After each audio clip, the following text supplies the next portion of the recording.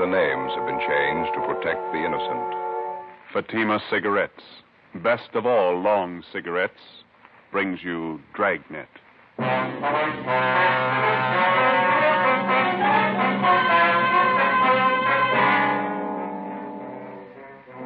You're a detective sergeant. You're assigned to robbery detail. 3 persons are shot down in a $12,000 holdup. One of the bandits is apprehended, convicted, and sent to prison for life. The other one is still at large. Your job, get him. If you want a long cigarette, smoke the best of all long cigarettes. Smoke extra mild Fatima. Yes, Fatima is the king-size cigarette which contains the finest Turkish and domestic tobaccos superbly blended to make it extra mild, to give Fatima a much different, much better flavor and aroma than any other long cigarette. That's why Fatima has more than doubled its smokers coast to coast. Enjoy extra mild Fatima yourself. Best of all, long cigarettes. It's wise to smoke extra mild Fatima. It's wise to smoke extra mild Fatima.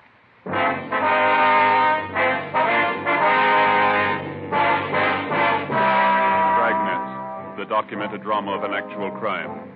For the next 30 minutes, in cooperation with the Los Angeles Police Department, you will travel step by step on the side of the law through an actual case from official police files.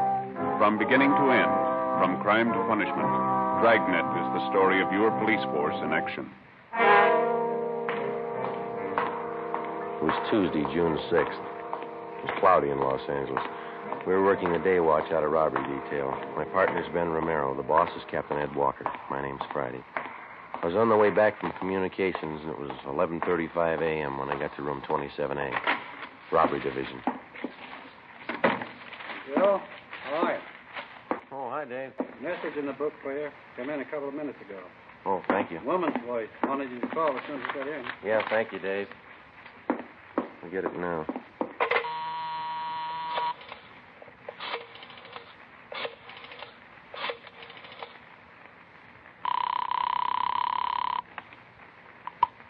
George Street Juvenile Bureau, Miss Bentley. Policewoman River there, please. Just a minute. River? Hold on, please. All right. Miss River? Dorothy? Joe Friday. Oh, yes, Joe. You get the message? Yeah. You worrying about your purse? I can't find it anywhere. Did I leave it in your car last night? Found it this morning. I can leave it at the desk here if you like. You can pick it up sometime today. Oh, that'll be swell, Joe. Thanks a lot. Sure, Dorothy. I had a wonderful time last night, Joe. I certainly enjoyed it. Yeah. Pretty good movie, huh?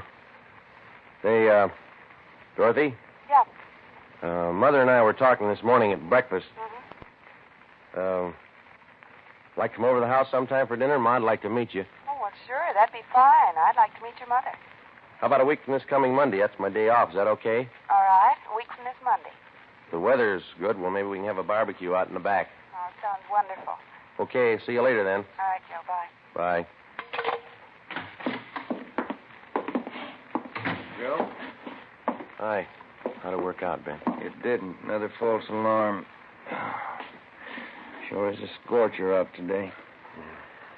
4 months' work and not one solid lead. Where are we going? I haven't got the answer. I've run down so many bum tips, I don't think I know the real thing if it hit me in the face. Yeah. Romero, Joe? Yes, Skipper? Oh, McGuire and Mort Gear from San Diego just got here. You want to come in? Yeah, right away, Ed. Well, there we are. All right. Oh, Ben. What do you say? Sit down. Hope you two have more than we have. Saw on that report on the skipper's desk. 4 months leg work. Cold. Nothing at all? Oh, lots of phony tips, bum leads. We got 3 stakeouts going. His mugshot's plastered all over town. No go, huh? I don't know. I think he's got the perfect face for a killer. You can hang his description on a million guys. Got nothing on him at all. Ben here just ran down the last lead we own. Yeah, false alarm. Nothing on the APB, huh? Got dust on it. Cold enough to bury. How long's it been since it happened? Back in January, wasn't it? Yeah, 27. Stanley Finance Company, San Diego. It's all right there in the report, Ed. Yeah, I see. Hold-up shooting, got 12,000. Suspects, Frank Cheney, Turk Weber. Cheney did the shooting. That's what stops me. What's that? Took us a couple of weeks to grab Turk Weber and put him away. Here it's more than 4 months, and Cheney's still on the loose.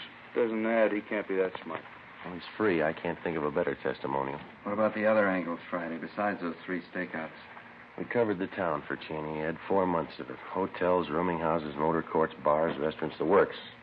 Must have a couple of thousand copies of his mugshot spread around. No response? Oh, get 4 or 5 calls a day on him. Been going on for weeks now. We check him out. Never the right man. What about his wife? She's still supposed to be with Cheney, isn't she? Funny thing, we haven't had one report on her. The last time the two of them were supposed to have been seen together was 5 weeks ago. That was up in Stockton. Cheney's mother-in-law lives in Marysville, huh? Still have a stakeout on her house? Yeah, no leads there either. How about it, Mort? Nothing to offer? About the same as up here.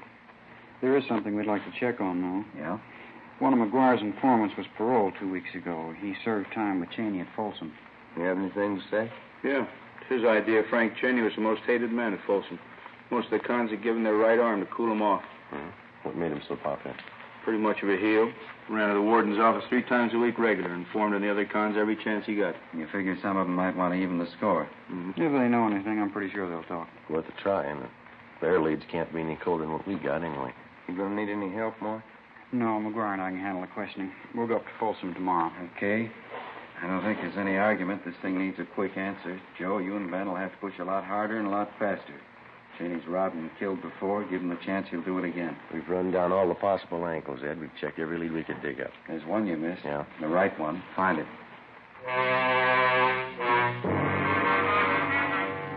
From the day Frank Cheney had been identified as the killer in the San Diego holdup murder 4 months before, all of us realized the danger of another killing as long as he was loose. After 18 years in prison, Cheney had a gun and he had his freedom again. And we knew he wouldn't give him up easily. Thursday, June 8th, Lieutenant Mort Gear and Sergeant Tony McGuire returned from Folsom Prison. After talking with most of the convicts who knew Cheney well during his prison days, they had a list of more than 40 leads to run down. Ben and I took half of them. We started checking. It went kind of slow, and the results were thin. After running down the first dozen leads, we'd found out nothing about the suspect that we didn't already know. Monday, June 12th. We checked with a John Strezak, supposedly one of Cheney's close friends up at Folsom. He'd been paroled before Cheney, and he was now working at a large commercial engraving firm down on East Main. Yeah, I knew Cheney pretty well, Sergeant. Pretty well. Just a minute, will you? Yeah, that does it. I know why you're here, Sergeant. I can't help you. You were pretty close to Cheney up at Folsom, weren't you, Strezak? Best friend? Everybody was his best friend. Everybody could do him some good. You haven't seen or heard from him since he got out, huh? Nope, I don't want to. I learned fast. How do you mean? He's a bum, Sergeant. Some people are born that way. Tried to talk me into a break once. I didn't buy. I knew he'd run right to the warden with it. Some people are born that way, bums. You think somebody might be hiding him out? Some of his pals. How about them? If he got any pals, I don't know. I can tell you this, they didn't come out of Folsom. Well, can you think of anything at all that might give us some kind of a lead on Cheney? I wish I could, believe me. Now, I better get back on the job. Shop foreman. He's no better than Cheney. Bum. All right, Strezak, thanks a lot. I'd like to know if you hear anything. I'm going to leave you one of our cards here. Yeah, okay, Sergeant. Hey, Strezak, what'd you go up for, anyhow? Just what I'm doing. Huh? Engraving. We kept at it, checking out the leads one by one, the same slow, dull routine that we'd been on for 4 months. It ate up valuable time, but it was necessary. You never know what a lead's worth until you check it out. During the past months, from the least promising sources, we'd uncovered a half a dozen bits of information about the suspect, none of them conclusive, but they helped point the way. We found out Cheney's favorite sport was sailing. Yacht clubs up and down the coast were contacted and asked to watch for him. We learned where Cheney got his eyeglasses, contact lenses.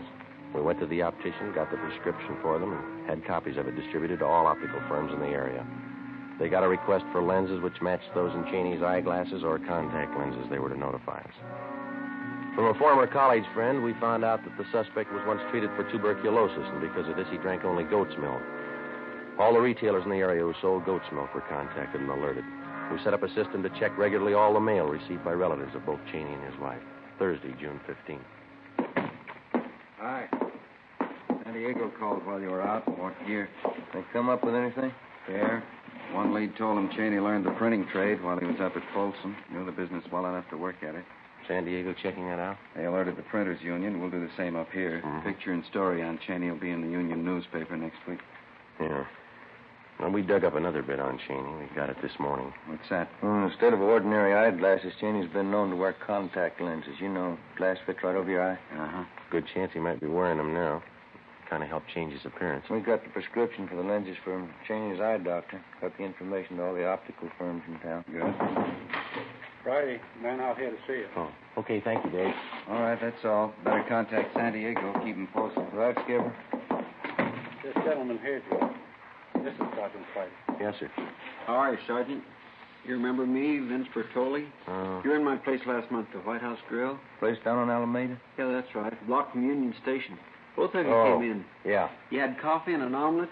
You liked the Sure, omelet. sure, yeah. What can we do for you, Bertoli? Well, remember you were talking to me? You said you were looking for somebody. You left some pictures in this card of yours here.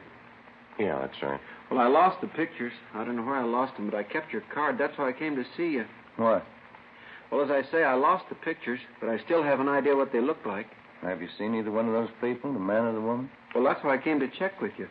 A week ago, one of my steady waitresses quit, and I hired this brunette with a hard luck story. Mm-hmm. Care for a stick of gum? Licorice flavor? No. No, thanks. Well, after a couple of days, I remembered that picture you gave me, and I thought she looked a little like it. That's why I kept an eye on her. Did you notice anything out of the ordinary? You bet she never dates anybody. Not even me, and I'm the boss. Not ugly either. Yeah? She always claims she's got to get home. Never gives a reason. Says she lives alone. Well, where does she live? A couple of blocks from my place on North Jersey, I think. I checked the place where she does her shopping. They tell me she buys enough groceries for 3 people. Mm-hmm. She still insists that she's living by herself, though. Yeah, that's why I thought I'd better check with you. I lost the pictures, but I hung on to your card. Will you take a look at this photograph, Bertoli? Yeah. Sure, same one you gave me. Looks just like her, Mary Sloan. Who? Mary Sloan. That's her name, isn't it? You want to turn that picture over? Mrs. Frank Cheney. Thursday, 4 p.m. Ben and I drove down to the White House Grill and had a cup of coffee. We got a good look at the waitress whom the owner, Vince Bertoli, suspected of being Mrs. Cheney. We left and waited outside in the car until 5 o'clock when the suspect came out. We followed her to a grocery store and from there to a rundown apartment building on Greystone Alley just off Temple. We waited a few minutes and then we followed her in. The tab on one of the mailboxes read, Mary Sloan, apartment 16. We went up. Which one, Joe? Number 16. It's down this way. Come on. Mm-hmm.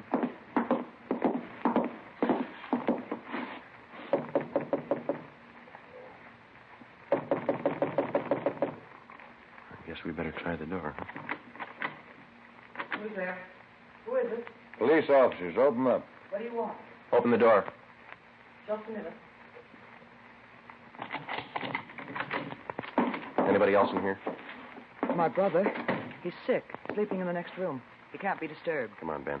You can't go in there. Honey, the cow! Get out! Joe, the window. All right, get back inside here. Come on, you. Let me go! Let go of me! His arms, Ben. Grab him, will you? All right.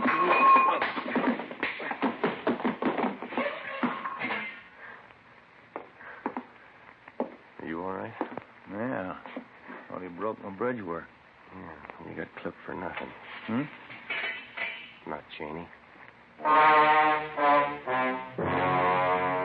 We drove the man and the woman who identified herself as Mary Sloan back to the office where they are identified as fugitives from Miami, Florida.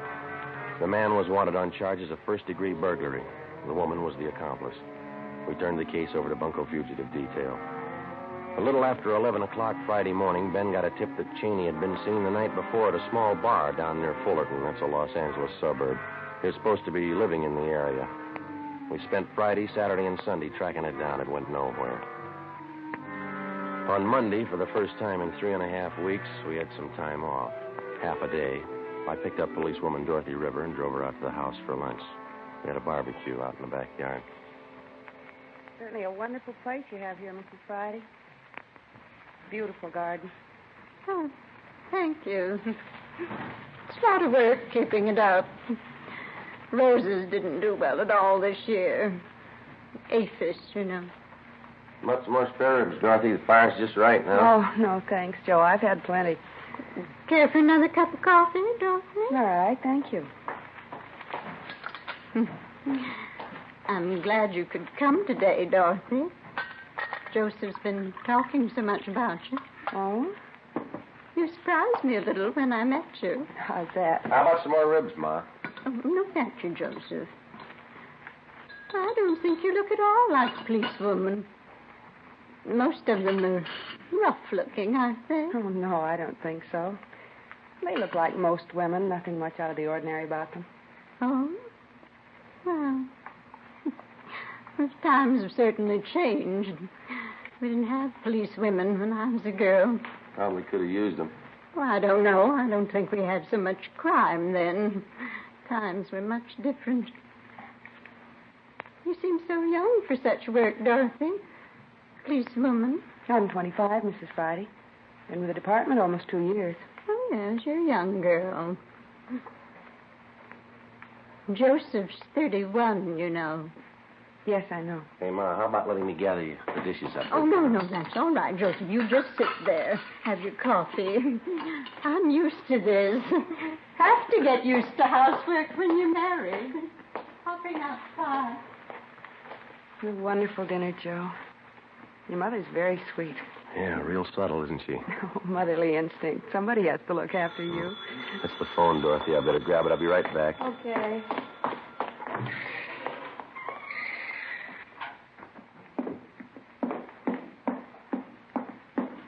I'll answer, Joseph. Never mind, Ma. Let me get it. Friday talking. This is Walker, Joe. Check back in right away. What do you got? Spring and West Temple, the Second National Bank. Yeah? Frank Cheney just held it up.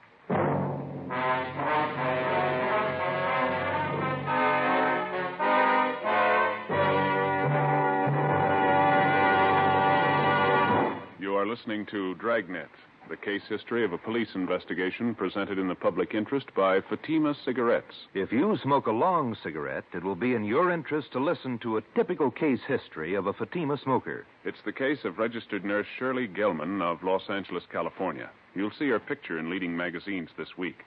Now, her actual signed statement. When I go off duty, I appreciate a mild cigarette. Fatimas are extra mild. I can enjoy them more. I agree. It's wise to smoke extra mild Fatima. And more smokers are discovering this every day. Actual figures show Fatima has more than doubled its smokers coast to coast. So enjoy extra mild Fatima yourself. The king-size cigarette, which contains the finest Turkish and domestic tobaccos, superbly blended to make it extra mild. You will prefer Fatima's much different, much better flavor and aroma. You will agree. It's wise to smoke extra mild Fatima. It's wise to smoke extra mild Fatima. The best of all long cigarettes.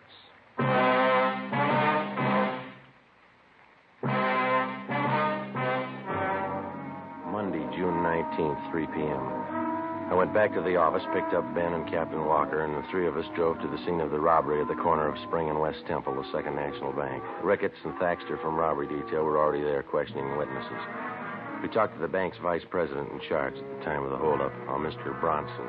He had a welt on the right side of his head and was pretty badly shaken. He had his hand in one of his coat pockets, and he walked straight over to me. It's the first thing he said. This is a holdup. You're positive of the identification, Mr. Bronson? I'm certain. This picture here, it's the man, all right. The others will tell you the same. Who's that, Mr. Bronson? The tellers, they all got a good look at him. No mistake.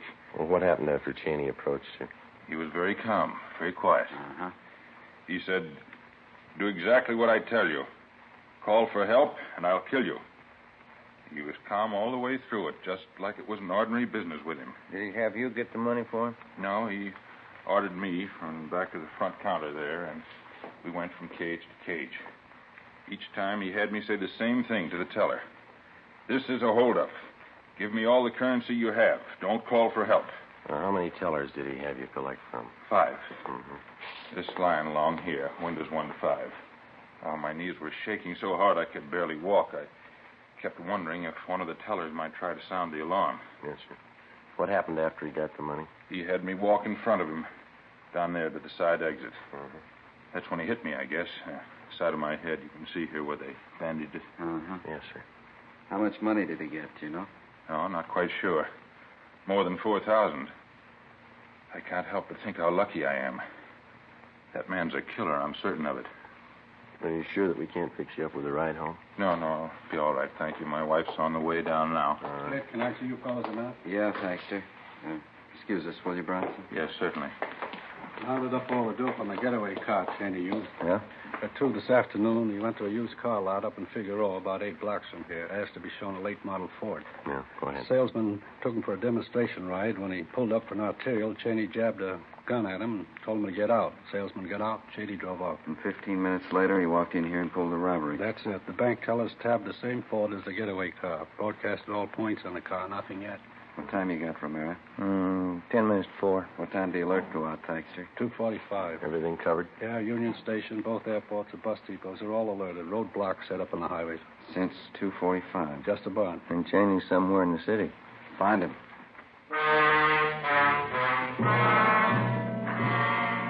6 p.m., the search went on. We called into the office and had them notify San Diego of the latest developments in the case. At 7 p.m., the weather started to cloud up. Still no sign of Cheney or the getaway car. At 8 o'clock, it started to rain. A few minutes past 10, a two-door Ford sedan was found abandoned on San Pedro Street near South Park. The license number matched that of Cheney's getaway car. The sedan was impounded and towed to a garage for fingerprinting. Ben called the office, and an emergency detail from Metropolitan Division was sent out to help in a house-to-house canvass of the neighborhood where the car had been found. By 4:30 the next morning, we'd gotten nowhere, so we decided to give it up until later in the day. At 6:30 a.m., we had poached eggs and coffee at an all-night drive-in. 7 a.m., it was still raining. We checked back in at the office. I don't know. Seems like every time we have to work late, it's going to rain. You got any of those little white tablets in your locker? At breakfast, any indigestion? Yeah, I think I got a few left. That reminds me, how'd the dinner come off yesterday? Two of them get along all right? Oh, all right. You know how it is. Ma had her usual few things to say. Oh? Dorothy handled it pretty good. Good sense of humor. A nice-looking girl. Sensitive. Hiya. What do you say, Earl? Do any good? No, not much. Phone message in the book for you. You're supposed to call as soon as you get in. Hempstead 4219. No name? No, you're supposed to call the number, that's all. Oh, okay. Well, how's the new house, Earl? Pretty good. Takes a lot of money. Got the forms in for the patio. I'm going to pour the cement this weekend. Mm-hmm. Got the place fenced off yet? Not yet, no. Those pickets cost money. Fellas are telling me that you're doing all the work yourself, huh? Me and the brother-in-law, yeah. Costs a lot of money in a new house. Sounds good, Joe. Who was it? Frank Cheney's grandfather. Yeah? Says to come over right away. 7:30 a.m. It was still raining. Ben and I drove out to the older section of the Wilshire district to the Cheney mansion. It represented one part of the suspect's life that we could never figure. As a child and later as a young man, Frank Cheney had had every advantage and comfort that a millionaire father could buy for him. Yet for some reason, he'd settled on a career of crime. 7:45 a.m. Ben and I were shown into the main hallway of the Cheney home by the butler. He recognized us from previous visits. He took our hats and coats and then led us up the staircase to the master bedroom at the far end of the second floor. We found Cheney's 82-year-old grandfather propped up in a four-poster bed. His face was gray and sunken. There was a nurse in a white starched uniform standing by. You can go, nurse. Go on. I'll be outside if you need me, Mrs. Cheney. Yes. You, have some information for us, Mr. Cheney? Of course. I called. Sit down. Thank you, sir. That hold-up yesterday, the bank robbery. I know all about it. Has Frank contacted you? It's like the police. Get right to the point. Has he contacted you, sir? Yes. Hand me that glass of water, please. Oh, yeah. There you are.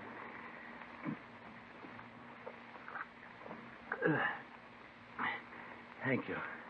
No, leave it on the table there. Oh, yes. When Frank got out of prison last year, he came to see me. I offered him one more chance. I told him if he decided to earn his way, he'd have all the help I could give him. He said he would. Yes, sir.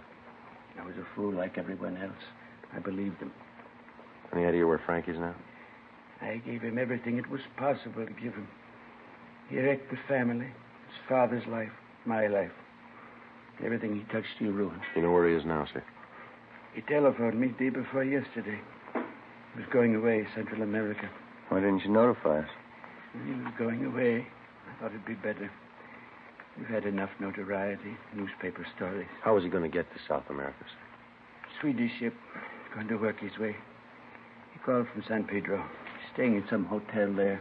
You don't know the name? Find him, take him away. Bury him someplace. Okay, Joe. Yeah. Well, thank you very much, Mr. Cheney. Sergeant. Yes, sir? Frank will have a gun. He'll try to use it. Yes, sir. Kill him. 9 a.m. Ben and I went back to the office and put in a call to the Swedish Vice Consulate on South Spring Street. They told us that 3 days before, a man answering Cheney's description had signed on the Swedish motor ship Southern Cross as a member of the engine room crew. We picked up Sergeants Thaxter and Davis and drove down to San Pedro. The Southern Cross was still taking on cargo when we got there. We showed Cheney's mugshot to the first mate. You're the American. Cameron, that's him. He signed on this trip. Is he aboard the ship now? Oh, he's right up there on deck. Boss there. I guess he went below. What if you take us to him, please? All right. Lindgren! Ja? Kom över kommand en liten stund. All right, this way. The gangway, mind you. Better watch it, Ben. Yeah.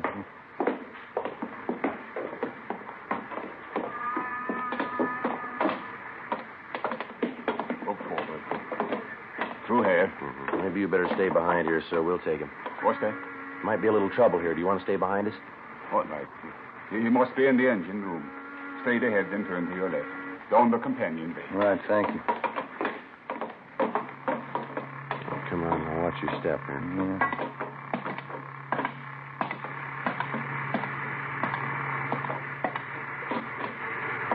Joe. Down there. It's in. Come on. Spotted him. All right, Cheney, hold it. He's making a break. Come on. He's going topside. Hustle. Come on, up the ladder. Look out, Joe. Give it up, Cheney. He's going for the gangway. Down, Ben. Yeah. All right, stop him. Come on.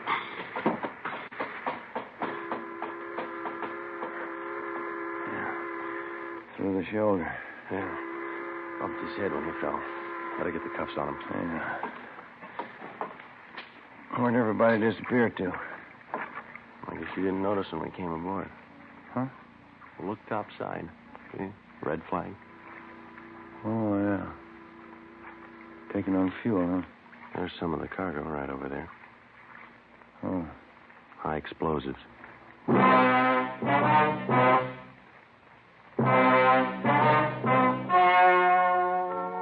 story you have just heard was true. Only the names were changed to protect the innocent. On November 2nd, trial was held in Superior Court, City and County of San Diego, State of California. In a moment, the results of that trial. It's amazing how many long cigarette smokers are changing to extra mild Fatima. Here is the actual report. From coast to coast, extra mild Fatima has more than doubled its smokers. Yes, more and more smokers every day are discovering that Fatima is the king-size cigarette that is extra mild. Extra mild because it contains the finest Turkish and domestic tobaccos superbly blended to make it extra mild, to give it a much different, much better flavor and aroma. Enjoy extra mild Fatima yourself. Best of all long cigarettes. It's wise to smoke extra mild Fatima. It's wise to smoke extra mild Fatima.